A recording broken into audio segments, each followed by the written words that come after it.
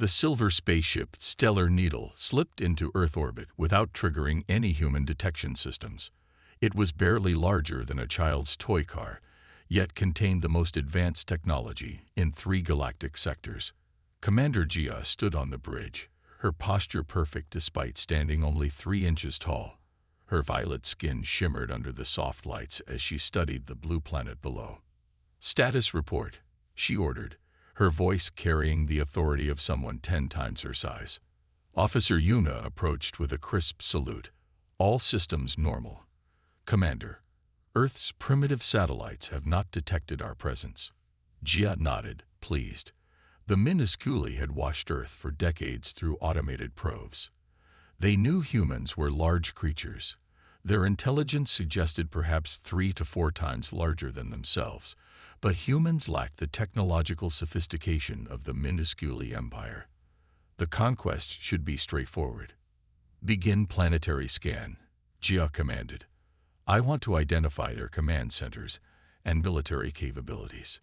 The ship's sensors swept across Earth's surface, collecting data on population centers, energy outputs, and communication networks.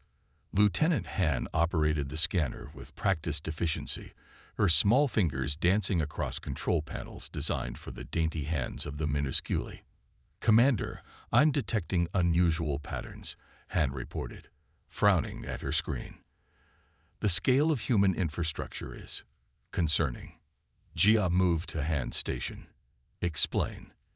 "These structures," Han pointed to images of skyscrapers. "They're massive, much larger than our intelligence suggested." Jia dismissed the concern with a wave of her hand. "Compensating for their physical limitations, no doubt. Continue the scan." The bridge crew exchanged nervous glances but followed orders. The Minusculi had conquered 3 planets already, despite their diminutive size. Their technology and strategic brilliance had always prevailed. "Commander," called Officer Sun from the communication station, "we're intercepting visual broadcasts. You might want to see this." The main screen displayed a human sporting event, basketball. The crew fell silent as they watched giant figures running and jumping, handling an orange ball that would be the size of a small building to the Minusculi. "That can't be right," whispered Yuna. "The scale must be off." Jia studied the images carefully. One human player stood out, taller than the others, graceful despite his size, scoring point after point with apparent ease.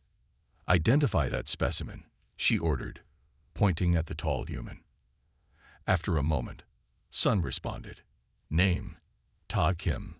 Height, approximately 210 centimeters. Occupation, professional athlete." The bridge fell silent as they calculated. 210 centimeters. Not 3 or 4 times their size. More than 25 times taller than the average Minusculi. "Impossible," someone whispered. Jia's expression remained unchanged, though her inner thoughts raced. Their intelligence had been catastrophically wrong about human dimensions. The slightly larger beings were actually colossal giants. "It changes nothing," she announced firmly. "Size is meaningless against superior technology and intelligence. This Ta Kim appears to be some kind of champion among them. If we can subdue their champions, the rest will recognize our dominance." The crew looked unconvinced, but none dared question their commander directly. "Prepare a reconnaissance team," Jia continued. "I will lead it personally. We need direct observation of these humans, particularly this Ta Kim." Within hours, Jia led a team of 5 Minusculi warriors in a stealth pod toward Earth's surface. Their ship, barely larger than a hummingbird, avoided detection as it descended toward a large city illuminated by countless lights. "Seoul, South Korea," Officer Min read from her data tablet. "Home of the human Ta Kim."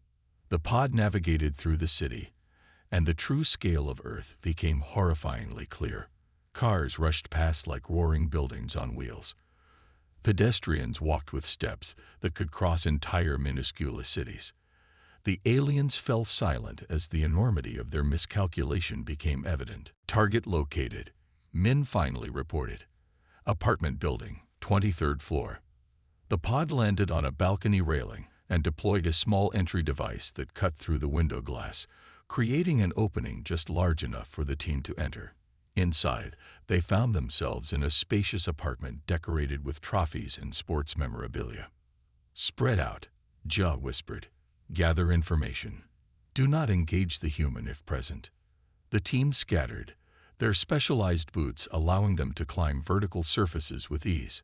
Officer Kang scaled a kitchen counter, staring in disbelief at a coffee mug the size of a swimming pool.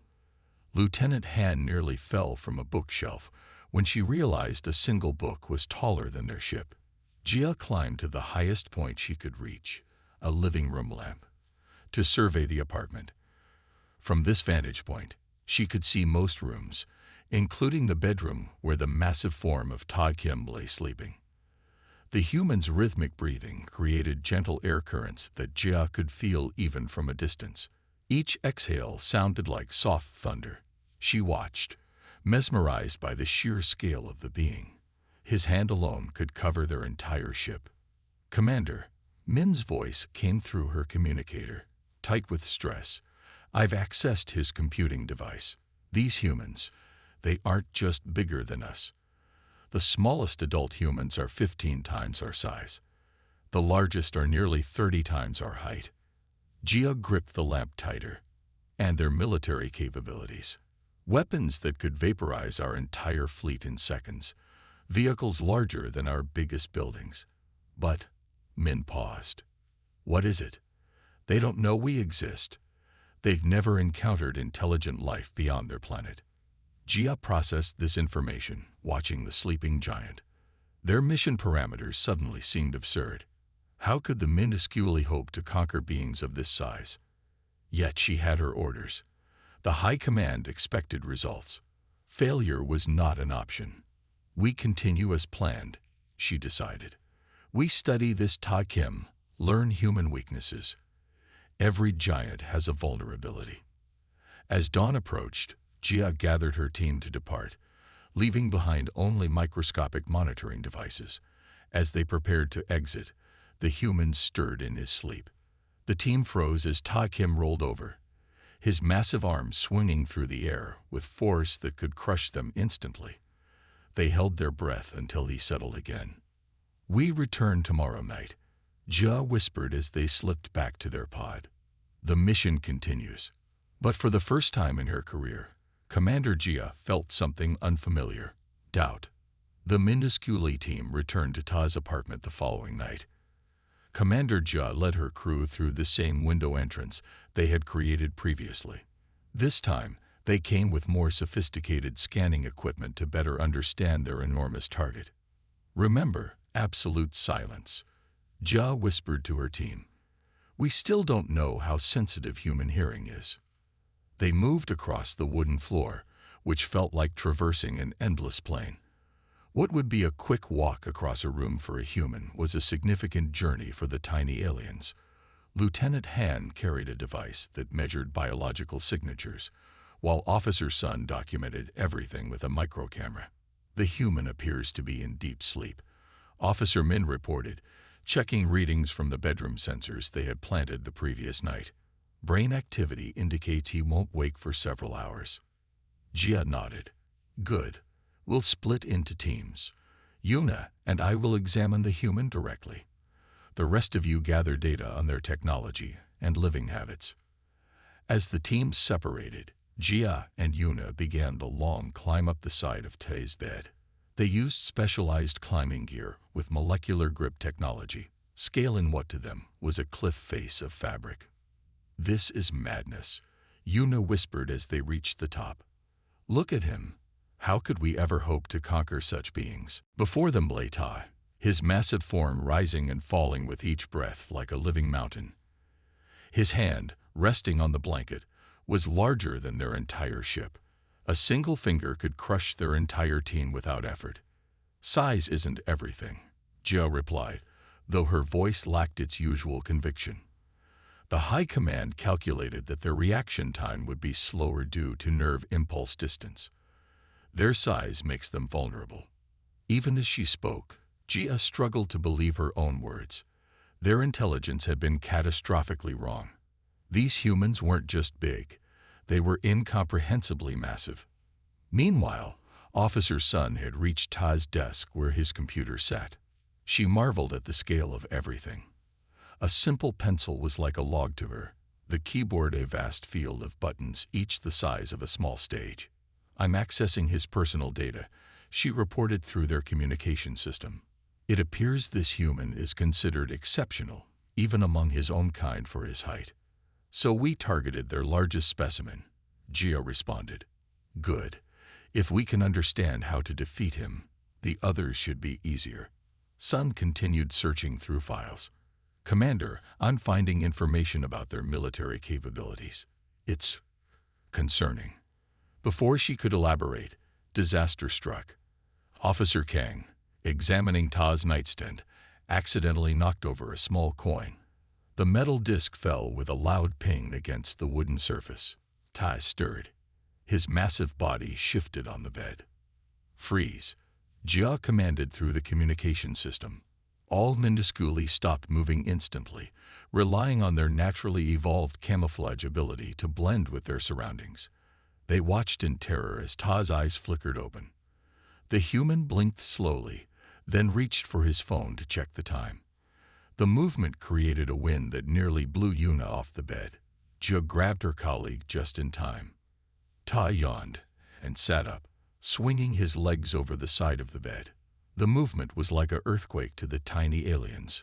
He stood, his full height now terrifyingly apparent, a living skyscraper from the Minusculi perspective. "Retreat," Jia ordered. "Back to the entry point." But it was too late for some of them. As Tai turned on the light and shuffled toward the bathroom, Officer Min found herself in his path. She flattened herself against the floor, hoping he wouldn't notice her. Ta stopped. Something had caught his eye, a tiny gleam of light reflecting off Min's equipment. He bent down, his face now horrifyingly close to the frozen alien. His eyes widened in shock. "What the?" he whispered, the sound booming to Min's sensitive ears. Min abandoned protocol and ran, her tiny legs carrying her as fast as possible across the wooden floor. But Tay's reflexes were faster than the Minusculi had calculated.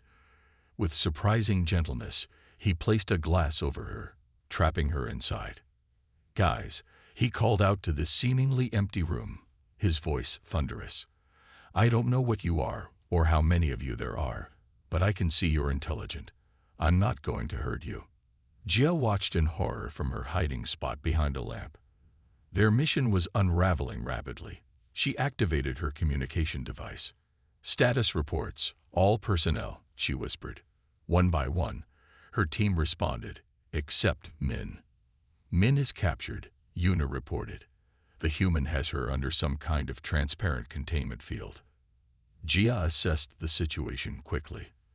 They couldn't abandon Min, but engaging directly with the human was far outside their mission parameters. Tai sat down on the floor, careful not to make sudden movements. He gently placed a small piece of fruit next to the glass. "Commander," Lieutenant Han reported, "we've received a transmission from High Command. They're demanding a progress update." Jia felt her stomach tighten. "Tell them we're still gathering intelligence. Request additional time before formal reporting." Outside their shoebox headquarters, Ta sat cross-legged on the floor, watching a nature documentary on his television. He had been remarkably patient with his tiny visitors, answering their questions and providing them with resources. "Would you like to see this?" Ta called to them, keeping his voice soft. He had quickly learned that his normal speaking volume was painfully loud to the Minusculi. "It shows animals from all over Earth." Jia hesitated, then nodded to her team. They needed to learn as much as possible about this planet. The aliens climbed out of their box and made their way across the coffee table for a better view of the screen. "These creatures," Officer Yuna asked, pointing at elephants trudging across a savanna, "are they sentient like humans?" "Not in the same way we are," Tai explained. "They're intelligent, but they don't build cities or create technology." The documentary shifted to underwater scenes, showing massive blue whales gliding through the ocean depths. The scale of life on your planet is incredibly diverse, Jia observed. From microscopic bacteria to these enormous marine creatures. Yes, Ta smiled. Earth has life of all sizes. That's part of what makes it special. After the documentary ended, Ta carefully placed a small dish of various foods on the table. I've been researching what might be safe for you to eat, he explained. These are all simple, natural foods with no artificial additives. I've cut them into tiny portions. The minuscule approached the feast cautiously. There were minuscule pieces of fruit, grains of rice, and tiny droplets of honey. After scanning the food with their devices to confirm it was non-toxic, they began to eat. This is delicious, Min admitted, sampling a microscopic piece of strawberry. Jia watched her team relaxing, enjoying the humans' hospitality, and felt conflicted. This wasn't how conquest was supposed to begin. Ta, she asked suddenly, why are you helping us? You must realize we could potentially pose a threat to your kind. Ta considered the question carefully. I suppose I could see it that way, but honestly, I'm fascinated. You've traveled across the stars, something we've only dreamed of doing. You have so much knowledge we could learn from. And he smiled. You're just so small. It's hard to feel threatened. His honesty stung Jia's pride, but she couldn't deny the truth of his words. Her entire team could be captured in one of his hands. Later that evening, while Tai slept, Jia called her officers together for a meeting. Our mission is becoming untenable, she admitted. The original intelligence was catastrophically wrong. Humans aren't the primitive giants we expected. They're technologically advanced, numerous, and their planet contains hazards we never anticipated. So we abort the mission, Han asked. That would be the logical choice, Jia agreed. But High Command won't accept failure. They expect us to prepare the way for the invasion fleet. The team fell silent, contemplating the implications. They had all seen enough of Earth now to understand what an invasion would mean, not just for humans, but for their own people. Commander, Yuna said hesitantly, what if there's another option? What if conquest isn't the only way forward? Before Jia could respond, their communication device activated with an urgent incoming transmission. The holographic display showed Admiral Dai, her face stern. Commander Jia, your delay in reporting is unacceptable, the Admiral stated coldly. The invasion fleet has already departed. They will arrive at Earth in 5 standard days. You will provide full planetary defense information immediately. The transmission ended abruptly, leaving the team in shocked silence. 5 days. Sun whispered. They're sending the fleet in 5 days. Jia's mind raced. The invasion would be a disaster, not just for Earth, but for the minuscule. Their ships, while technologically superior, would be tiny compared to human vessels. Their weapons, though advanced, weren't designed to combat beings of such enormous size. It would be a slaughter. We need to warn them, Min said, voicing what many were thinking. That would be treason, Han reminded them. Jia stood silent, facing the hardest decision of her career. Her loyalty to the minuscule empire warred with the growing realization that she had been sent on a suicide mission based on fatally flawed intelligence. She thought of Tai, sleeping peacefully in the next room, unaware that his world faced an imminent threat. He had shown them kindness, treated them with respect despite their differences. Could she repay that by allowing her people to attack his world? Wake him, Jia finally ordered. We need to talk to him now. As Yuna and Sun went to alert Tai, Jia turned to her remaining officers. What I'm about to do could be considered treason, she acknowledged. Anyone who wishes to distance themselves from my actions may do so now. I won't hold it against you. No one moved. We're with you, Commander, Han said quietly. Whatever you decide. Minutes later, a sleepy but alert Ta sat before them, listening intently as Jia explained the situation. So your people are coming to invade Earth? He asked, his expression surprisingly calm. And they don't realize how big we are. Correct, Jia confirmed. And I fear it will end badly for everyone. Ted rubbed his chin thoughtfully. Then we need to show them the truth before they attack. We need to make them see what you've seen. But how? Jia asked. Our ships are already en route. For the first time since meeting him, Jia saw a mischievous smile spread across Ta's face. I might have an idea, he said, but it's going to require your trust and a bit of daring from all of you. The minuscule battle cruiser Vengeance emerged from hyperspace just beyond Earth's moon. Though impressive by minuscule standards, the ship was barely the size of a human laptop. Admiral Dai stood on the bridge, her purple skin darkened with displeasure as she reviewed the mission updates. Still no comprehensive report from Commander Jia's team. She demanded. No, Admiral, her second-in-command replied. We've received only basic transmissions confirming their survival.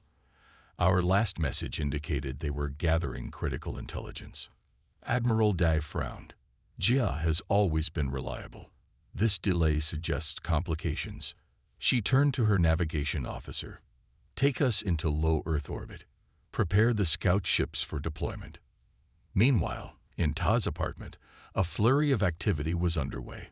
Jia and her team worked frantically alongside their human ally to prevent an interstellar disaster. The transmission equipment is ready, Officer Sun announced, adjusting the final connections on a modified communication array. They had enhanced their standard equipment using parts Ta had purchased from an electronics store, creating a system powerful enough to broadcast directly to the approaching fleet. And the visual presentation? Jia asked. Complete, Lieutenant Han confirmed. We've compiled footage showing the true scale of humans and Earth. It's compelling.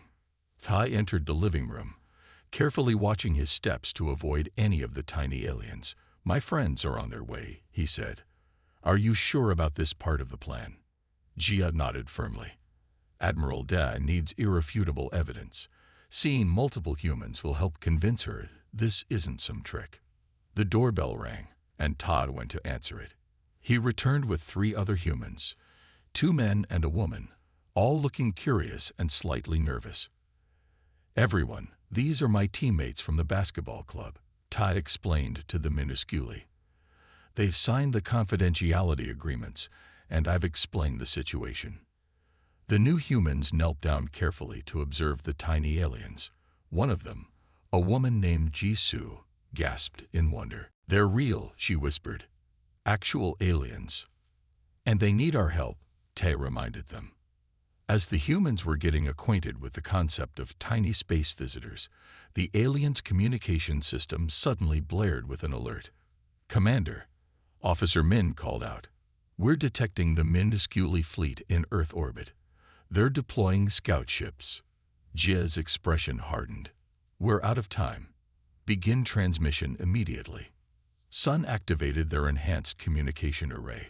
The system hummed to life, directing a powerful signal toward the minuscule fleet. This is Commander Jia of the reconnaissance team Alpha 9, Jia announced, standing before their camera.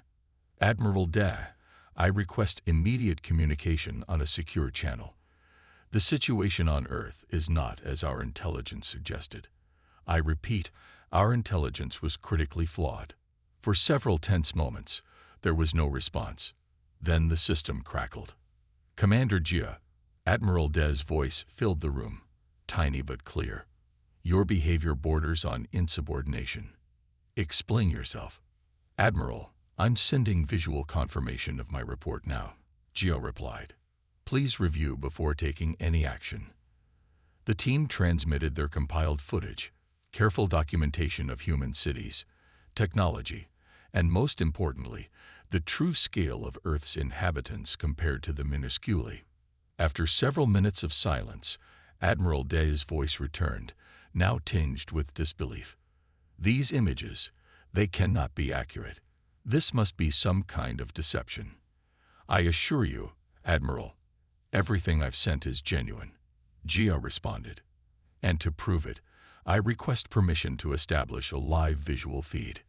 After a hesitant approval, Sun adjusted their equipment to create a real-time connection. The large screen on Ta's wall now showed the bridge of the Vengeance, where Admiral Dai and her crew stood watching. From the Minusculi perspective, the image that appeared on their screen was shocking.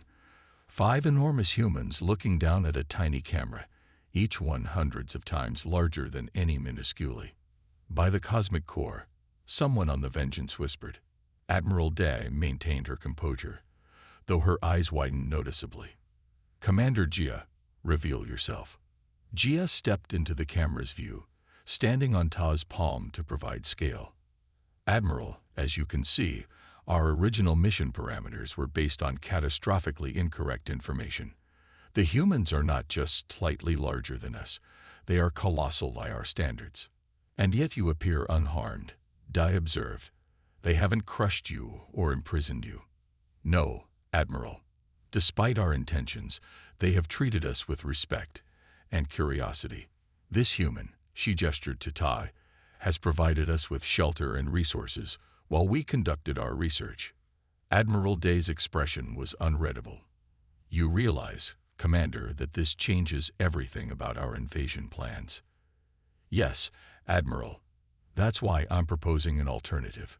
Over the next hour, Jia outlined a different approach, one of diplomatic contact rather than conquest. She explained how human technology complemented Minusculi innovations in unexpected ways, and how an alliance could benefit both species. Their size gives them access to resources we struggle to obtain, Jia explained, while our miniaturization technology could revolutionize their medical and computer sciences. As she spoke, disaster struck. A sudden power surge in their modified communication array caused a small explosion. Officer Min, who had been monitoring the equipment, was caught in the blast and thrown against the wall. Min, Yuna cried out, rushing to her colleague's side. The situation looked grim. Min lay unconscious, her tiny body badly injured. For the Minusculi, medical emergencies on alien worlds were especially dangerous. Their specialized equipment was limited, and Min needed help quickly.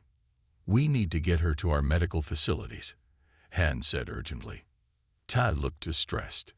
Can I help? What do you need? She requires microsurgery, Jia explained. Our medical pod is in our ship, but it's hidden in your building's ventilation system. We'd need to retrieve it and bring it here quickly. I can help with that, Tai offered. Just tell me where to look. Admiral Dai, still watching through the video feed, observed this exchange with growing interest. The human offers assistance even now, she questioned. Yes, Admiral, Jia confirmed. They have consistently demonstrated cooperation and concern for our welfare. What followed was a delicate rescue operation. Guided by Han's directions, Ta carefully removed a ventilation grate and located the Minusculi's hidden ship. Meanwhile, Jia and Yuna stabilized Min as best they could while Sun maintained communication with the fleet. Working together, giant human hands following tiny alien instructions, they successfully retrieved the medical pod and began treating Min's injuries. As Min's condition stabilized, Admiral Dai made her decision. Commander Jia, she announced, based on your evidence and what I've witnessed, I am halting all invasion preparations. I will return to High Command with your reports and recommend a diplomatic approach. Jia felt relief wash over her. Thank you, Admiral. Don't thank me yet, Dai cautioned. High Command may not agree, but she added, with the faintest hint of a smile, I believe your evidence will be persuasive. As the transmission ended, Tai looked down at Jia. So, does this mean Earth is safe? For now, Jia nodded. And with luck, this could be the beginning of something neither of our peoples imagined possible. For the first time since arriving on Earth, Commander Jia felt like they might have found not a world to conquer, but allies among the stars. 6 months had passed since the Minusculi fleet had withdrawn from Earth orbit. The small meeting room in Seoul's newly established interspecies diplomatic center buzzed with activity despite containing only 5 humans and 20 Minusculi representatives. The tiny aliens moved across a specially designed table with built-in pathways and elevator platforms, that allowed them to interact with their human counterparts at eye level. Ambassador Gia stood at a miniature podium that amplified her voice to human audible levels. She wore formal diplomatic attire, shimmering purple fabric that matched her skin tone, adorned with the new insignia representing Earth-Minuscule relations. Today marks the successful completion of our first joint technological project, she announced to the assembled group. The microsurgical tools developed through our collaboration have already been used in 3 human medical procedures that were previously considered impossible. Across the table, Ta smiled. His life had changed dramatically since finding tiny aliens in his apartment. As Earth's chief liaison to the Minuscule, he had become an important diplomatic figure almost overnight. His basketball career had been put on hold, though he occasionally joked that his experience with precise ball handling had prepared him well for working with beings just 3 inches tall. The medical breakthroughs are just the beginning, Tai added. The miniaturization technology has applications in computing, environmental cleanup, and space exploration that we're only starting to understand. Dr. Jisoo, who had been one of the first humans to meet the Minuscule in Tai's apartment and now led the scientific exchange program, nodded in agreement. We've reduced the size of certain computer components by 80% while increasing efficiency by 40%. It's revolutionary. After the formal presentations concluded, Jia and Ta met privately in a special room designed for more comfortable human-Minuscule interactions. One half contained human-sized furniture, while the other featured a detailed miniature environment for the Minuscule. A table in the center had adjustable platforms that could raise Minuscule to human eye level for easier conversation. The High Command is pleased with the exchange program, Jia said as she rode a tiny elevator up to the table's surface. Though I suspect they're still slightly embarrassed about the initial invasion plans. Ta laughed softly. I can imagine. Sorry we tried to conquer your planet. We didn't realize you were giants who could step on our entire army.